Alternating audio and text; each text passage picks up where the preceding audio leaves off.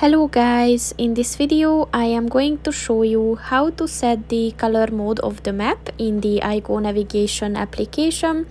But first I just want to mention, don't forget to subscribe to my channel, because at 10,000 subscribers I am going to show you my whole YouTube revenue statistics and growth strategy, as well as how to make money online.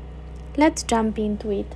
First of all, open the application on your phone and then click on the three lines at the bottom of the page on the right, and then scroll down and click on the settings button, and then click on the navigation view button, and then click on the map appearance button, and click on the color mode button. And as you can see, you can set it to day, night or auto mode, so just click on the one that you want to use and it is set. So that's pretty much it for this video, guys. See you in the next one. Goodbye.